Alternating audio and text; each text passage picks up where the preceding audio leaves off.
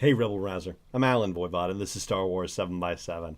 We're at episode number 1681 today, and today, well, we're going to continue, in a way, talking about things from the complete visual dictionary, and yet we're going to kind of expand on that a little bit to address a question that hasn't exactly been, fully or completely or definitively answered. And it's a little odd. It's a little odd, but some insight is given into it by the visual dictionary. And it has to do with the title of the first movie of the sequel movies, The Force Awakens. And what exactly does this mean? It's, we really don't know. I mean, on the one hand, there are a lot of different awakenings that happen just from a general movie plot perspective in The Force Awakens, whether it's, Finn's conscience waking up or whether it's, Rey's Force abilities waking up. You have R2-D2 waking up. I mean, there's a lot of awakening happening. Han Solo having his own awakening about, having to at least get involved once Rey and Finn and BB-8 are there. And, he can't just leave them and drop them off on, some random station in the Outer Rim and go on his merry way. No, he has to bring him to Takodana. So, yeah, there are all of these awakenings that happen in the movie, but is that really what we're talking about with The Force Awakening? And the answer is, of course, no, because we have the infamous line from Supreme Leader Snoke, which was the very first line of dialogue that we ever heard from The Force Awakens, which was, "There's been an awakening, have you felt it?" Which we later find out is Snoke talking to Kylo Ren. And that information, that conversation happens concurrently with the delivery of the information that the droid the First Order is seeking is in the hands of Han Solo aboard the Millennium Falcon. And so therefore, that information is taking place before anything happens on Takodana. And you would imagine that if there was a moment where the Force really awakened, it would be the moment where Rey touches Luke's old lightsaber and that, crazy Force vision, or that, Force back, as it's been referred to, a Force flashback happens. I mean, that seems like the very logical place where the, initial ripple in the Force would seem to have happened. But it seems like that is not the case. According to the Visual Dictionary, it says the adventures of Rey and Finn on Jakku coincide with a turbulence in the cosmic force, a sudden ripple indicating the awakening of newfound ability. So that seems to pretty definitively state that it isn't the moment that Rey touches that lightsaber, that it's actually happening on Jakku. And so what would you imagine that event to be? If there had to be one, and there really seems to be only one that jumps out, and that is Rey and Finn in the Falcon flying away from the First Order TIE fighters, trying to escape, and then subsequently, managing to survive and escaping from Jakku.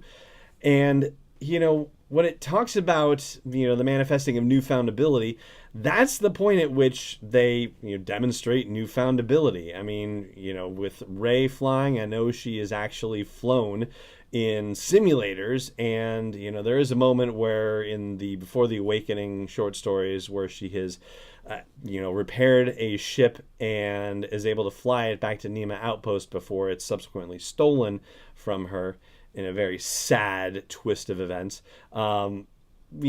This actual flying of an actual spaceship is utterly different from anything that she's ever done for the most part. And with Finn, it's almost the same because he's actually shooting a laser cannon.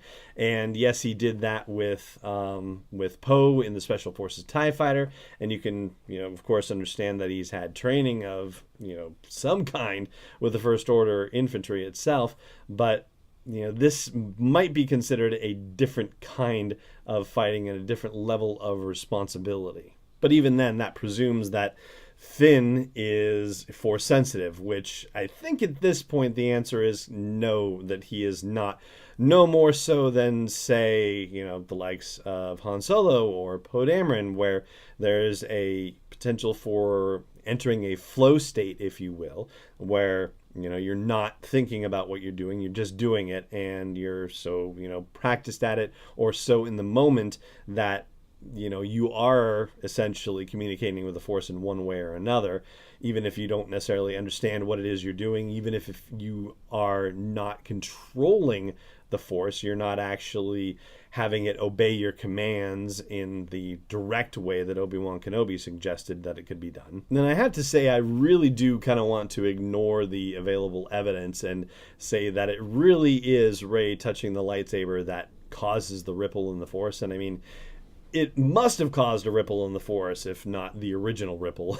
But be that as it may, I really do want to ignore the evidence and assume that Snoke, in talking to Kylo Ren about there being an awakening, was actually not constrained by time and space and was actually sensing the awakening already about to happen based on the fact that Rey was about to touch this lightsaber, or that the way that it happened in the script is not the way that it was happening in real time, that maybe it was the case that Snoke had already sensed Rey touching the lightsaber and said to Kylo Ren, hey, there's been an awakening and you better go take care of business because we can't have this happen again. But no, I think it really is the case that it's the life and death situation in which Rey and Finn find themselves that really ultimately activates things. I mean, you could almost equate it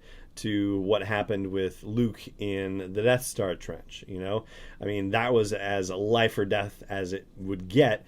And, his Force abilities had started to manifest themselves a little bit. But if you're talking about a situation where you hear stories, even just, in general humanity, about people doing, absolutely incredible things under the most extreme circumstances, and that it would have to be something similar for it to be a Force manifesting situation as well. So I think that pretty much answers the question of where that awakening happens, at least, as best we are able to and as best as anybody is going to probably elaborate upon it. But what does it actually mean for the rest of the galaxy? I'm going to say something about that in a moment, but first I do want to remind you to subscribe, if I can actually say the word, to the show if you're not already, and I hope you will also consider supporting this daily dose of Star Wars joy by joining me at patreon.com/SW7x7.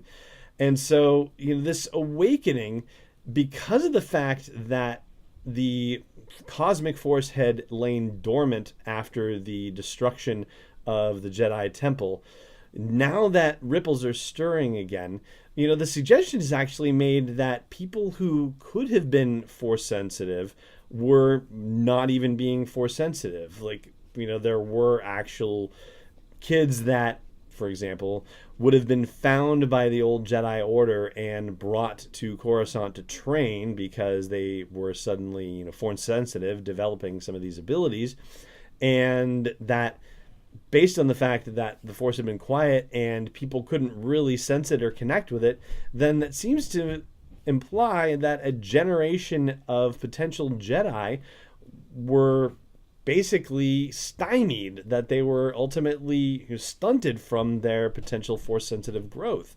And so now that the Force is awakened, the possibilities of having some of these folks to develop their Force-sensitive feelings and actually become proficient in using the Force, well, it seems like that possibility is awakening now as well.